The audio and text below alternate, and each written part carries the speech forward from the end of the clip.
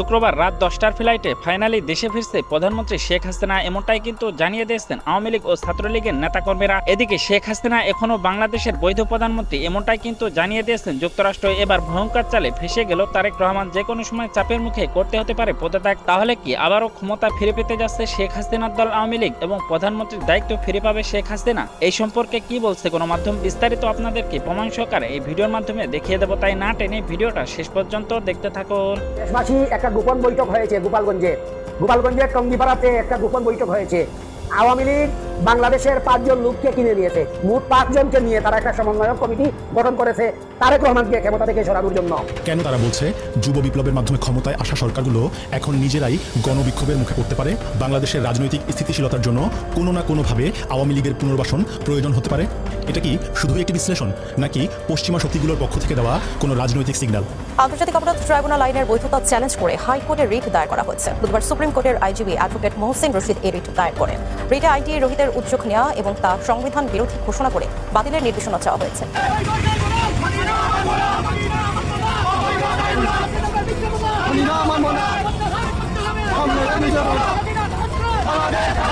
Tribunal বাতিলের দাবিতে এবং তুরাগ হত্যাকাণ্ডের প্রতিবাদে বাংলাদেশ আওয়ামী লীগের মশাল মিছিল জানিয়ে দেব এইমাত্র পাওয়া হাতে থাকা সর্বশেষ আপডেট সংবাদ। এতক্ষণ শুনছিলেন সংবাদ শিরোনাম, এবার থাকছে বিস্তারিত। প্রিয় দর্শক, ইতিপূর্বে যে ভিডিওর স্ক্রিপ্টগুলো আপনারা দেখে ফেলেছেন, ইতিমধ্যে কিন্তু বুঝে গেছেন যে আজকের এই ভিডিওটা কি সম্পর্কে হতে চলেছে।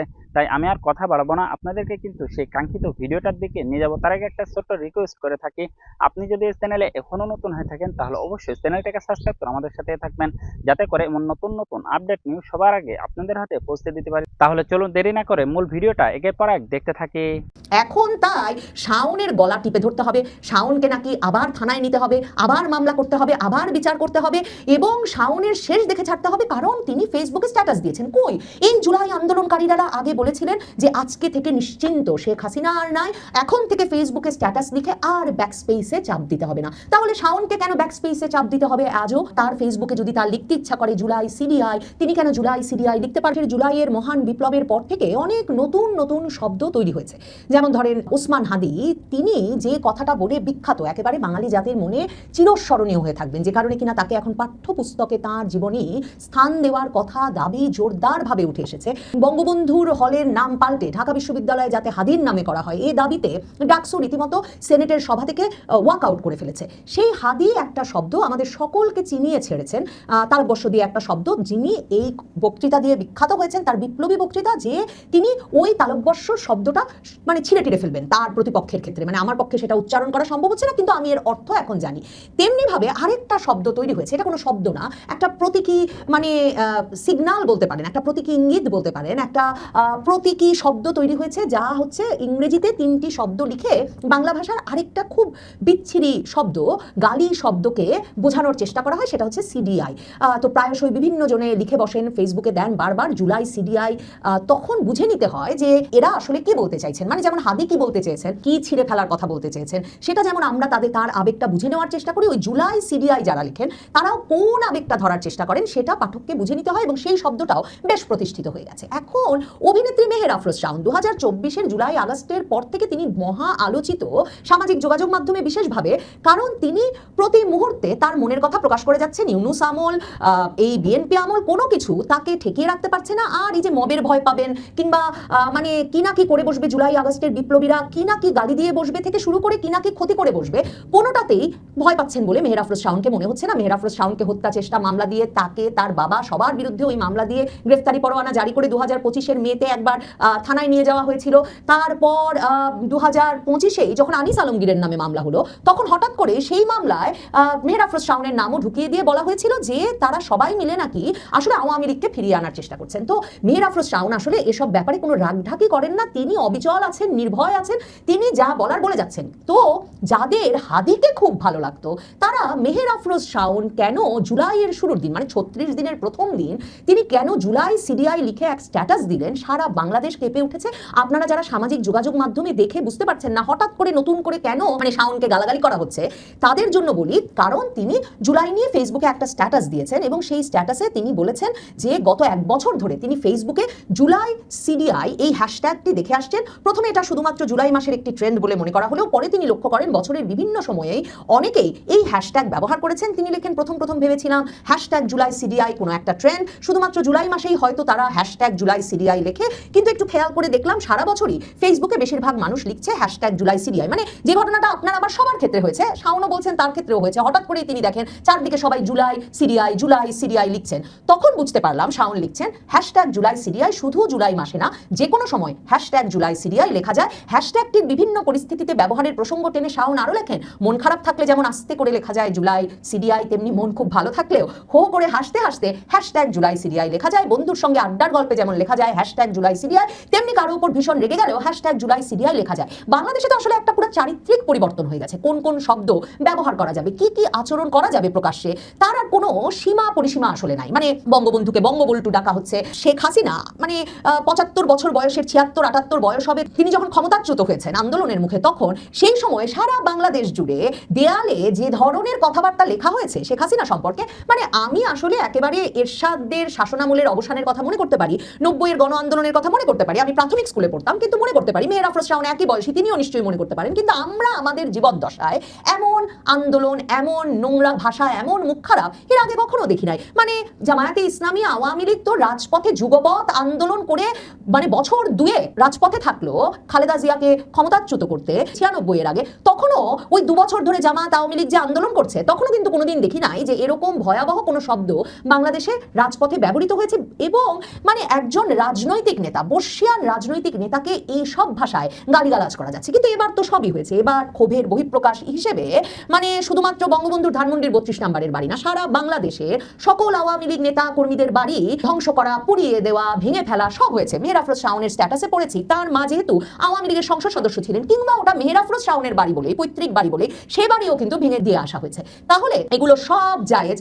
যারা জুলাইকে ভালোবাসেন, জুলাইকে সম্মান করেন, হাদিকে বীর নেতা বলে মনে করেন এবং হাদির চিরস্মরণীয় বক্তৃতা হিসেবে তার তালব্যস্য দিয়ে বলা সেই সব ছিঁড়ে ফেলানোর বক্তৃতাকে একটা অনুকরণীয় বক্তৃতা বলে মনে করেন, তাদের কারো গায়ে লাগেনি যখন ক্ষোভের বহিঃপ্রকাশ ঘটতে পুলিশদেরকে আন্দোলনের সময় শুধু পিটিয়ে মেরে ঝুলিয়ে রাখা হয়েছে দিনের পর দিন। তাই নয়, এমনকি ইউনূস আমলে হাদি মরেছে, সেই রাগে একদিকে হাদি মরেছে, অন্যদিকে বাংলাদেশেরই আরেক জায়গায় ক্ষুব্ধ জনতা দীপুচন্দ্র নামের একজন হিন্দু কারখানা শ্রমিককে মেরে পিটিয়ে ঝুলিয়ে দিয়ে পুড়িয়ে দিয়েছে নিচ থেকে আগুন জ্বালিয়ে। তো এই তো বাংলাদেশের দশা। কিন্তু এগুলোতে কারো বিবেকে কোনো দোলা জাগেনি। বারবার ৩২ নম্বর গিয়ে ভাঙা, যে ৩২ নম্বর বাংলাদেশের লাখো কোটি মানুষের ভালোবাসার জায়গা, সেই ৩২ নম্বর বারবার গিয়ে ভাঙা, বারবার বুলডোজার নিয়ে যাওয়া, সেগুলো ঠিক আছে, কিন্তু তাদের মনে আঘাত করা চলবে না, তাদের মনে আঘাত করা চলবে না। কিন্তু হাসনাত সার্জিস যে ২০২৪-এর ৫ই আগস্টের পরেই সচিবালয়ে তানভীর নামে একজন বানানো সমন্বয়ককে বসিয়ে দিয়ে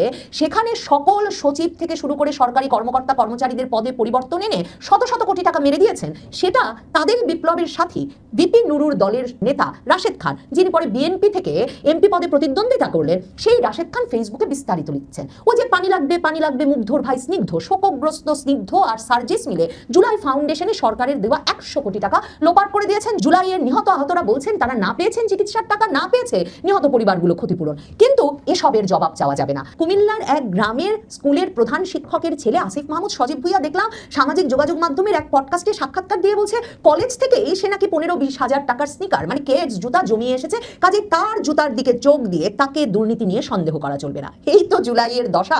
দেখছিলাম আমজনতার দলের তারেক রহমান, মানে একেবারে জুলাইয়ের সামনের সারিতে থাকা আন্দোলনকারী এবং হাসিনা বিরোধী আন্দোলনে যিনি দীর্ঘ সময় যুক্ত ছিলেন, সেটা ওই ভিপি নুরু থেকে শুরু করে যারা অনেক বছর ধরে হাসিনা বিরোধী আন্দোলন করেছেন তারাই বলেন, মানে এটা ঠিক হাদির মতো গজিয়ে ওঠা কেউ নয়। সেই আমতারেক দেখলাম এক সাক্ষাৎকারে বলছেন যে পুরো গণভবন লাগবে কেন জুলাইয়ের স্মৃতি জাদুঘর করতে, জুলাইয়ের যা স্মৃতি আছে সেটা একটা ফ্ল্যাট বাড়ির একটা ঘরেই যথেষ্ট হবে।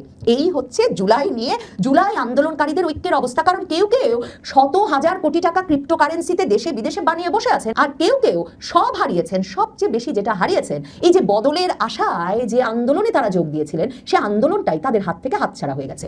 এখন তাই শাওনের গলা টিপে ধরতে হবে, শাওনকে নাকি আবার থানায় নিতে হবে, আবার মামলা মামলা করতে হবে, আবার বিচার করতে হবে এবং শাওনের শেষ দেখে ছাড়তে হবে, কারণ তিনি ফেসবুকে স্ট্যাটাস দিয়েছেন। কই, এই জুলাই আন্দোলনকারীরা আগে বলেছিলেন যে আজকে থেকে নিশ্চিন্ত, শেখ হাসিনা আর নাই, এখন থেকে ফেসবুকে স্ট্যাটাস লিখে আর ব্যাকস্পেসে চাপ দিতে হবে না। তাহলে শাওনকে কেন ব্যাকস্পেসে চাপ দিতে হবে? আজও তার ফেসবুকে যদি তার লিখতে ইচ্ছা করে জুলাই সিডিআই, তিনি কেন জুলাই সিডিআই লিখতে পারবেন না? এক শাওনের মুখ বন্ধ করবেন, কয় হাজার শাওনের মুখ চেপে ধরবেন, কয় লাখ শাওনের ফেসবুকে এই ব্যাকস্পেস দিতে তাদের বাধ্য করবেন? এমনকি ভাবেন তো, আদালতেই যদি যান, আদালতে গিয়ে এই সিডিআই শব্দের কি কোনো আবিধানিক অর্থ আছে? কিন্তু মানে হাদি যে শব্দ ব্যবহার করতেন, সেটা যখন আমাদের সন্তানদের পাঠ্যপুস্তকে স্থান করে নেবে চিরস্মরণীয় একটা উক্তি হিসেবে বাঙালি জাতির বীর নেতার, তখন তো সেই শব্দের তো আঞ্চলিক অর্থ আছে, সেই শব্দের অর্থ তো আমাদের সন্তানদের বলতে হবে। কিন্তু আদালত তো ফেসবুকে সিডিআই বলতে কি বুঝিয়েছেন, এই কনোটেশন, এই অর্থ কিছুতেই বের করতে পারবেন না। এমন ভাবে তিনটা নিরর্থক ইংলিশ শব্দ পাশাপাশি বসিয়ে দেওয়া শাওনের স্ট্যাটাস থেকে। 2024-এর জুলাই আগস্টে হাদি কোথায় ছিলেন সেটা কেউই জানেন না, আন্দোলনের সহকর্মীরা তার। কিন্তু 2024-এর জুলাই আগস্টের পর থেকে হাদি মূলত সক্রিয় হয়ে ওঠেন সারা বাংলাদেশ জুড়ে ভাঙাভাঙিতে। যেখানেই ভাঙাভাঙি সেখানেই সবাই হাদিকে ডাক দেয় আর ইনকিলাব মঞ্চকে ডাক দেয়। তো তখন হাদি ফেসবুকে এরকম একটা রিলও আছে যেখানে তিনি বলেছিলেন, এই ডাকলেই আর ইনকিলাব মঞ্চ কোথাও যাবে না, আমাদেরও আগে লক্ষ টাকা দিতে হবে, তারপর আমরা কোথাও না কোথাও আমাদের ডাক দিলে ভাঙতে যাব। ঠিক কথা, সকলের এই ন্যায্য হিস্সা বুঝে নেওয়া উচিত, বিশেষ করে সকলেই যখন জুলাই আন্দোলনের সমান ভাগিদার হওয়ার কথা। এখন শাওনের বিরুদ্ধে যে মামলা করতে হবে, তাকে এখনই গ্রেফতার করতে হবে, তার বিচার করতে হবে, সেজন্য আরেকটা নতুন পার্টি গজিয়েছে। যারা সংবাদ সম্মেলন করেছে তাদের নাম justice and Democratic party, JDP. এই যে বাংলাদেশে 2024-এর আগস্টের পর থেকে কত যে পার্টি হলো, মানে আনিস আলমগীর শাওনের নামে মামলাটা কিন্তু আবার হয়েছিল কি রেড রেভলিউশন অ্যালায়েন্স না কোন এক দলের ছেলে গিয়ে রাত 2টোর সময় উত্তরা থানায় ঠিক পৌঁছে গিয়ে আনিস আলমগীর শাওনের নাম এবং মডেল মারিয়া, উপস্থাপক ইমতু, এরকম আরো কয়েকজনের নাম একসাথে দিয়ে একটা মামলা করে এসেছিল। মানে এই যে মামলা করার জন্য কাকে কাকে বিচারের মুখোমুখি করা যাবে, এসবের জন্য এখনো যে এসব দল গজিয়ে উঠছে, এরা কার অনুপ্রেরণায়, কার পৃষ্ঠপোষকতায় সংবাদ মাধ্যমের সামনে এসে বিচার চাইছে, এসবের রহস্য ভেদ না হলে মেহের আফরোজ শাওন নন। তিনি তো জুলাই বিরোধী বলে নিজেকে প্রতিষ্ঠা করেই ফেলেছেন। জুলাইয়ের পক্ষাবলম্বনকারী যারা, জুলাইয়ে রাজপথে ছিলেন যারা, তারাও যে বারবার করে সামাজিক যোগাযোগ মাধ্যমে ফেসবুকে স্ট্যাটাস দিয়ে সংবাদ মাধ্যমে সাক্ষাৎকার দেওয়ার সুযোগ পেলে সেখানে, কিংবা আড্ডায় খেলার ছলে হো করে হাসতে হাসতে, কিংবা দুঃখ পেলে, মানে মেহের আফরোজ শাওন যেমন বলেছেন, সব সময়ে হ্যাশট্যাগ জুলাই সিডিআই বলতে পারবেন, তা একরকম নিশ্চিত হয়ে উঠেছে 2024-এর জুলাই আগস্টের দ্বিতীয় বার্ষিকীর আগে জুলাই প্রায় মুছে যাচ্ছে, আর জুলাইয়ের সম্মানটুকু বোধহয় আর রাখা গেল না। সেটা বুঝেই বোধহয় মেহের আফরোজ শাওনের ওপর রাগ দেখিয়ে সে হতাশা ঢাকতে চাইছেন অনেক। তারেক রহমানের হাত দিয়ে গোলাম আজম পুত্র হলেন লেফটেন্যান্ট জেনারেল। এরপর কি? বাংলাদেশের এই মুহূর্তে সামরিক অঙ্গনে সবচাইতে বড় এবং চাঞ্চল্যকর খবর কোনটি, তা কি আপনারা জানেন? হ্যাঁ, আপনারা এরই মধ্যে জেনে গেছেন যে অবসরপ্রাপ্ত 150 জন সামরিক কর্মকর্তাকে ভূতাপেক্ষ পদোন্নতি দেওয়া হয়েছে। বিগত আওয়ামী লীগ সরকারের আমলে চাকরিচ্যুত, বরখাস্ত এবং বাধ্যতামূলক অবসরে পাঠানো সামরিক কর্মকর্তাদের ভাগ্য এক ঝটকায় বদলে গেছে। মোহাম্মদ ইউনূসের অন্তর্বর্তীকালীন সরকারের বিশেষ সুপারিশে তারেক রহমানের প্রশাসন সশস্ত্র বাহিনীর 150 জন কর্মকর্তাকে দিয়েছেন রেট্রোস্পেক্টিভ প্রমোশন বা ভূতাপেক্ষ পদোন্নতি। আর এই পদোন্নতির সবচেয়ে বড় চমক কোথায় জানেন? এই তালিকায় রয়েছেন জামাতে ইসলামের প্রয়াত আমির গোলাম আজমের পুত্র আব্দুল্লাহ আমান আজমি, যিনি একসময় ব্রিগেডিয়ার জেনারেল হিসেবে বাধ্যতামূলক অবসরে গিয়েছিলেন। তাকে 1 লাফে দেওয়া হয়েছে লেফটেন্যান্ট জেনারেল পদে ভূতাপেক্ষ পদোন্নতি। শুধু পদোন্নতি নয়, কোটি কোটি টাকার বকেয়া আর্থিক সুবিধাও পাবেন এই কর্মকর্তারা। দর্শক, প্রথমে আমাদের একটু বোঝা দরকার যে এই রেট্রোস্পেক্টিভ প্রমোশন বা ভূতাপেক্ষ পদোন্নতি বিষয়টি আসলে কি। সহজ ভাষায়, অতীতে কোনো কর্মকর্তাকে যদি অন্যায়ভাবে বা রাজনৈতিক কারণে পদোন্নতি থেকে বঞ্চিত বা চাকরিচ্যুত করা হয়, তবে তাকে পেছনের কোনো একটি নির্দিষ্ট তারিখ থেকে পদোন্নতি দিয়ে তার চাকরি জীবন সংশোধন করা হয়। তারেক রহমানের প্রশাসনের এই নতুন বিজ্ঞপ্তিতে সেনাবাহিনী, নৌবাহিনী এবং বিমান বাহিনীর অবসরপ্রাপ্ত, অপসারণ, অব্যাহতি এবং বরখাস্ত হওয়া মোট 150 জন কর্মকর্তাকে এই বিশেষ সুবিধা দেওয়া হয়েছে। এর ফলে তারা শুধু পদের সম্মানই ফিরে পাচ্ছেন না, বরং ওই পুরনো সময় থেকে শুরু করে আজ পর্যন্ত সমস্ত বকেয়া বেতন ভাতা এবং বিধি অনুযায়ী সমস্ত আর্থিক সুবিধাদিও বুঝে পাবেন। তবে চমক এখানেই শেষ নয়। চলতি বছরের 5 ফেব্রুয়ারি প্রতিরক্ষা মন্ত্রকের জারি করা আরো একটি বিজ্ঞপ্তির দিকে যদি আমরা তাকাই, তবে দেখব যে সেখানেও পূর্ববর্তী আওয়ামী লীগ সরকারের আমলের সশস্ত্র বাহিনী থেকে বরখাস্ত, চাকরিচ্যুত, বাধ্যতামূলক অবসর, অকালীন অবসর ও স্বেচ্ছা অবসরে যাওয়া আরো 141 জন কর্মকর্তাকে একইভাবে ভূতাপেক্ষ পদোন্নতি দিয়েছিল অন্তর্বর্তী সরকার। অর্থাৎ সব মিলিয়ে এক বিশাল সংখ্যক সামরিক কর্মকর্তা পুরো ক্যারিয়ারের খোল নলচে বদলে ফেলা হয়েছে। প্রায় 300। তারেক রহমান দিলেন 150 জন, ইউনূস 141 জনকে দিয়েছেন, অর্থাৎ 291 জনকে ভূতাপেক্ষ পদোন্নতি দেওয়া হলো। একটি জিনিস লক্ষণীয়, ইউনূসের 141 জনের মধ্যে কিন্তু গোলাম আজম পুত্র আব্দুল্লাহ আমান আজমি নেই। তারেক রহমানের 150-এ আছেন এবং সেটি নাকি ইউনূসই সুপারিশ করে গিয়েছিলেন। এই 150 জন কর্মকর্তার মধ্যে সবচেয়ে আলোচিত নামটি হলো ব্রিগেডিয়ার জেনারেল আব্দুল্লাহ আমান আজমি। তার এই পদোন্নতি নিয়ে অনেকের মনেই নানা প্রশ্ন উকি দিচ্ছে। লেফটেন্যান্ট জেনারেল পদে তো পদোন্নতি দেওয়া হলো, এরপরে কি সেনা প্রধান? চলুন একটু ইতিহাসের পাতা উল্টে নেওয়া যাক। আব্দুল্লাহ আমান আজমি কিভাবে, কোন প্রেক্ষাপটে তিনি চাকরি পেয়েছিলেন সেনাবাহিনীতে। তার বাবার বাংলাদেশের নাগরিকত্বও ছিল না, তিনি পাকিস্তানি পাসপোর্টে বাংলাদেশে এসেছিলেন।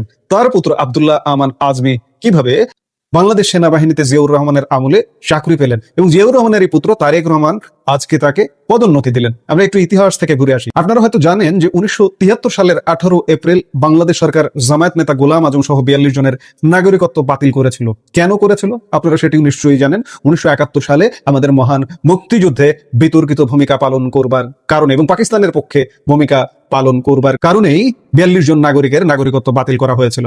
পরবর্তীতে গোলাম আজম পাকিস্তানি পাসপোর্টে বাংলাদেশে আসেন, কিন্তু আইনি ও সাংবিধানিক দৃষ্টিকোণ থেকে বাবার নাগরিকত্ব বাতিলের বিষয়টি সন্তানদের উপর সরাসরি বর্তায়নি। আব্দুল্লাহিল আমান আজমি 1958 সালে তৎকালীন পূর্ব পাকিস্তানে বর্তমান স্বাধীন বাংলাদেশে জন্মগ্রহণ করেন। তিনি জন্মসূত্রে বাংলাদেশের স্থায়ী বাসিন্দা ও একজন বৈধ নাগরিক ছিলেন।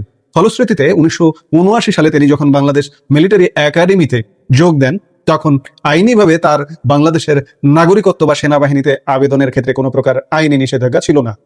এটি সত্য যে আমান আজমি কোনো ব্যাকডোর দিয়ে সেনাবাহিনীতে আসেননি, অবৈধভাবে নিয়োগ পাননি। সেনাবাহিনীর সার্কুলার হয়েছে, তিনি আবেদন করেছেন, যথাযথ পরীক্ষা দিয়েছেন, দিয়ে সেনাবাহিনীতে প্রবেশ করেছেন। কিন্তু এখানে কথা আছে, মানলাম যে সম্পূর্ণ নিজস্ব যোগ্যতায় আমান আজমি সেনাবাহিনীতে যোগদান করেছিলেন। তিনি ঢাকার ঐতিহ্যবাহী নটরডেম কলেজ থেকে উচ্চ মাধ্যমিক সম্পন্ন করার পর 1979 সালে তিনি 5ম বিএমএ দীর্ঘমেয়াদী কোর্সে যোগদান করেন।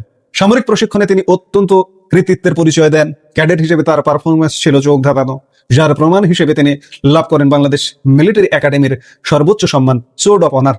1981 সালের ডিসেম্বরে তিনি ইস্ট বেঙ্গল রেজিমেন্টে 2nd লেফটেন্যান্ট হিসেবে কমিশন পান। জিয়াউর রহমানের আমলে বিএমএতে যোগদান করলেন। মিলিটারি একাডেমিতে ট্রেনিং এ চাকরি পরীক্ষা বা যা ফর্মালিটিস মেনটেন করে তিনি ট্রেনিং এ যোগদান করলেন। জিয়াউর রহমানের মৃত্যুর পর 1981 সালে এরশাদ আমলে তিনি কমিশন লাভ করেন। এখন অনেকের মনে প্রশ্ন যে গোলাম আজমের পুত্র কিভাবে জিয়াউর রহমানের আমলে সেনাবাহিনীতে যোগ দিলেন। আসলে 1975 সালের রাজনৈতিক পট পরিবর্তনের পর জিয়াউর রহমানের সরকারের আমলে সামরিক বাহিনী ও সিভিল প্রশাসনে লোকবল নিয়োগের ক্ষেত্রে পারিবারিক বা রাজনৈতিক ব্যাকগ্রাউন্ড যাচাইয়ের কঠোরতা কিছুটা শিথিল করা হয়েছিল। মূলত প্রার্থীর নিজস্ব যোগ্যতা, শারীরিক ও মনস্তাত্ত্বিক পরীক্ষা এবং বিএম এর পারফরমেন্সকেই প্রধান যোগ্যতা হিসেবে দেখা হতো। আমান আজমি মেধার ভিত্তিতে পরীক্ষায় অলরাউন্ডার হিসেবে উত্তীর্ণ হওয়ায় তার নিয়োগ প্রক্রিয়া সম্পন্ন হয়েছিল।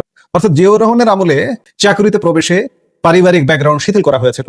যদি পারিবারিক ব্যাকগ্রাউন্ড দেখা হতো কিংবা পুলিশ ভেরিফিকেশনে যদি পারিবারিক ব্যাকগ্রাউন্ড, চাকরিতে কিন্তু একটা পুলিশ ভেরিফিকেশন আছে, পারিবারিক ব্যাকগ্রাউন্ডটাকে যদি ধরা হতো তাহলে আব্দুল্লাহ আমান আজমি চাকরি পেতেন না, কারণ তার বাবা বাংলাদেশের নাগরিকত্ব থেকে বাতিল হয়ে গিয়েছিলেন, পাকিস্তানের নাগরিক ছিলেন। পুত্র আমান আজমি যতই যোগ্য হোক, বাবার অযোগ্যতার কারণে ভেরিফিকেশনে আটকে যেতেন। অর্থাৎ জিয়াউর রহমানের বদান্যতায় চাকরি পেয়েছেন।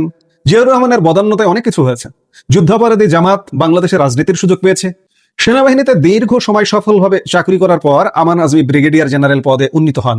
তিনি স্কুল অফ মিলিটারি ইন্টেলিজেন্সের কমান্ড্যান্ট এবং 69 পদাতিক ব্রিগেডের কমান্ডার হিসেবে অত্যন্ত গুরুত্বপূর্ণ ও সংবেদনশীল দায়িত্ব পালন করেন। কিন্তু পরবর্তীতে রাজনৈতিক পট পরিবর্তন হলে 2009 সালে আওয়ামী লীগ সরকার ক্ষমতায় আসার পর সামরিক বাহিনীর অভ্যন্তরীণ শৃঙ্খলাজনিত কারণে সংশ্লিষ্ট কমিটির সুপারিশে 2009 সালের 24 জুন তাকে বাধ্যতামূলক অবসরে পাঠানো হয়। দীর্ঘ 15-16 বছর পর 2024 সালের অগাস্টের অন্তর্বর্তীকালীন সরকার তার সেই বরখাস্তের আদেশ প্রত্যাহার করে আর 2026 সালের নতুন বিজ্ঞপ্তিতে তাকে দেওয়া হলো এক অবিশ্বাস্য ভূতাপেক্ষ পদোন্নতি। বিজ্ঞপ্তি অনুযায়ী তাকে 2011 সালের 26 ডিসেম্বর ভূতাপেক্ষ মেজর জেনারেল, অবসরের আগে লেফটেন্যান্ট জেনারেল পদে ভূতাপেক্ষ পদোন্নতি দেওয়া হয়েছে। এর ফলে তিনি ব্রিগেডিয়ার জেনারেল ও মেজর জেনারেল উভয় পদে থাকাকালীন বকেয়া বেতন ভাতা ও বিধি অনুযায়ী সমস্ত আর্থিক সুবিধা লাভ করবেন। দর্শক, অন্তর্বর্তী সরকারের সুপারিশে তারেক প্রশাসনের এই পদক্ষেপকে একদিকে যেমন সামরিক বাহিনীর বঞ্চিতদের ন্যায় বিচার হিসেবে দেখছে একটি শ্রেণী, ঠিক অন্যদিকে তা রাজনৈতিক মহলে এক নতুন সমীকরণ ও আলোচনার জন্ম দিয়েছে। এই বিশাল পরিবর্তন বাংলাদেশের সামরিক ও রাজনৈতিক ভবিষ্যৎকে কোন দিকে নিয়ে যায় সেটাই এখন দেখার বিষয়। আমরা প্রশ্ন করেছি বা আমরা হেডলাইনে লিখেছি যে তারেক রহমানের হাত দিয়ে ব্রিগেডিয়ার জেনারেল আব্দুল্লাহ আমান আজমি হলেন লেফটেন্যান্ট জেনারেল গোলাম আজম পুত্র এবং জিয়াউর রহমানের আমলে চাকরি পেয়েছিলেন। বাবা জিয়াউর রহমানের আমলে চাকরি পেলেন, তারেক রহমান পুত্রের আমলে লেফটেন্যান্ট জেনারেল হলেন গোলাম আজম পুত্র আব্দুল্লাহ আমান আজমি। প্রশ্নই রাখতে চায় এবং প্রশ্ন রেখে আলাপটা শেষ করতে চায়, এরপর কি? এই মুহূর্তের ভিডিও থেকে বিদায় নিতে চাইছি। দেখা হবে পরবর্তী ভিডিওতে। সে পর্যন্ত দর্শক, এই ভিডিওটা আপনাদের কাছে কেমন লাগলো? যদি ভালো লেগে থাকে তাহলে অবশ্যই চ্যানেলটাকে সাবস্ক্রাইব করে আমাদের সাথেই থাকবেন, যাতে করে এমন নতুন নতুন আপডেট নিউজ সবার আগে আপনাদের হাতে পৌঁছে দিতে পারি। তাহলে সবাই ভালো থাকবেন, সুস্থ থাকবেন। দেখা হচ্ছে পরবর্তী কোনো আপডেট নিউজ নিয়ে।